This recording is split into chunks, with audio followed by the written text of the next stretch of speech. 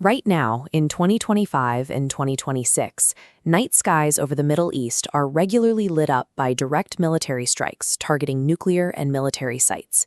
The United States, Israel, and Iran are exchanging fire, pulling the world terrifyingly close to a full-scale, multi-front war.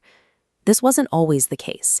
Back in the 1950s, the United States and Iran were cooperative partners, maintaining a productive diplomatic relationship. To understand how these partners became nations firing ballistic missiles at one another, we have to look at the specific events that dismantled that alliance. This diagram shows what analysts call an escalation ladder. In this framework, every geopolitical move provokes a more extreme reaction, creating a 70-year cycle of retaliation. Over 7 decades, these retaliatory cycles have stacked up, leading to the high-stakes confrontation we see today. The cycle begins in the 1950s with Iranian Prime Minister Mohammad Mossadegh. He made the decision to nationalize Iran's oil, taking control of the industry from foreign companies. This move threatened Western interests. The US and Britain relied on that oil for regional influence and refused to relinquish control over the profits. In 1953, the US responded by supporting a coup to intentionally overthrow Mossadegh's government. With Mossadegh removed, the U.S. put the Shah in power, securing a king who was loyal to Western interests. Over the next few decades, the Shah's rule became associated with corruption, massive inequality, and a forced adoption of Western influence. By intervening to install a political ally, the U.S. alienated a large segment of the Iranian public, creating the conditions for a revolutionary backlash. That backlash arrived in 1979. A religious leader, Ayatollah Khomeini, rose to power, leading the Islamic Revolution that overthrew the Shah. The Shah fled Iran, the country became an Islamic republic, and the new government declared the United States an enemy. Diplomatic ties were severed completely when Iranian students seized the U.S. Embassy in Tehran, holding 52 Americans hostage for 444 days.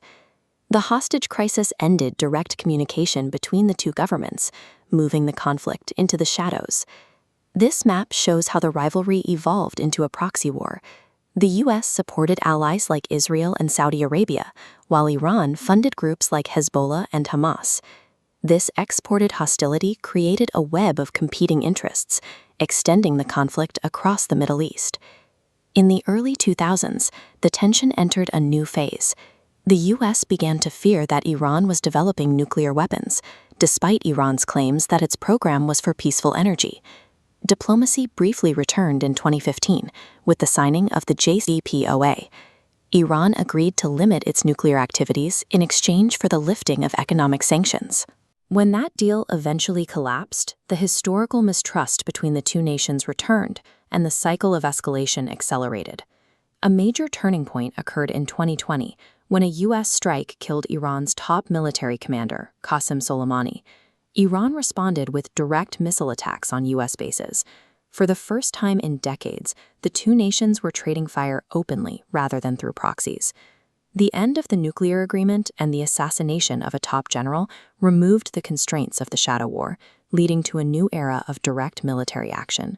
Returning to the present, the recent U.S. and Israeli strikes on Iranian sites show just how far this timeline has progressed.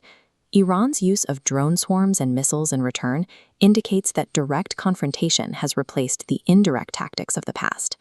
This conflict has become a compound fracture. It is the result of multiple layers of history that cannot be resolved by a single policy or treaty. Built on the mistrust of 1953, the revolution of 1979, regional power struggles, and nuclear concerns. When every historical compromise is viewed as a trap and every move demands a countermove, de-escalating a 70-year rivalry becomes the most difficult task in modern geopolitics.